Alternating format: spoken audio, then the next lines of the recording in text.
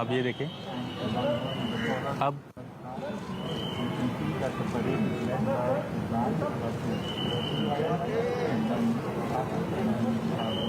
उनके पार्थिव शरीर को यहाँ से सीधे उस ट्रक पर रवाना किया जाएगा।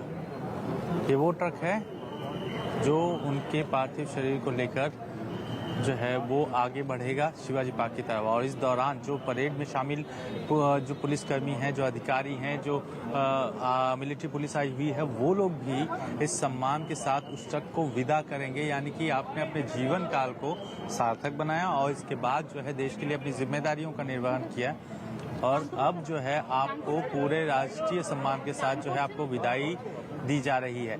इस तरह की ये पूरी प्रक्रिया होती है जिसमें इस वक्त अगर आप देखें तो वो सारे प्रोसीजर्स फॉलो किए जाते हैं। अब उनके पार्थिव शरीर को लेकर सीधे आगे की तरफ बढ़ रहे हैं। इसमें साफ तौर पे देखें, आर्मी, नेवी, एयरफोर्स, जो एजेंसीज होती हैं उनके लोग, वो लोग सभी लोग शामिल होते हैं।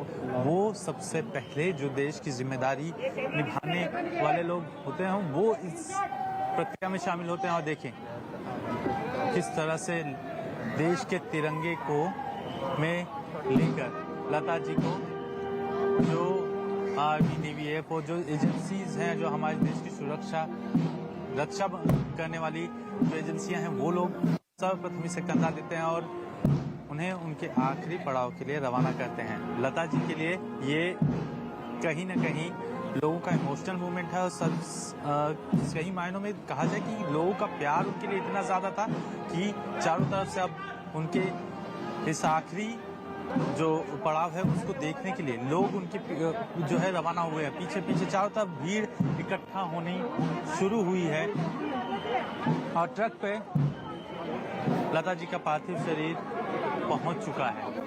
ट्रक अपनी जो धीमी रफ्तार है उस रफ्तार से रवाना होगी ताकि लोग जो हैं वो दर्शन कर सकें, उनके आखिरी दर्शन कर सकें। अब इस वक्त आप देखें तो ये ट्रक अब आगे के लिए रवाना हो जाएगा। वहां पर ही शिवाजी पार्क में पूरी व्यवस्था की गई है और शिवाजी पार्क में जो है वो लता मंगेशकर जी को आखिरी विदाई देने के लिए ठाकरे परिवार के साथ साथ प्रधानमंत्री नरेंद्र मोदी भी जो है वो पहुंचने वाले हैं। चलना फॉलो करना है ना।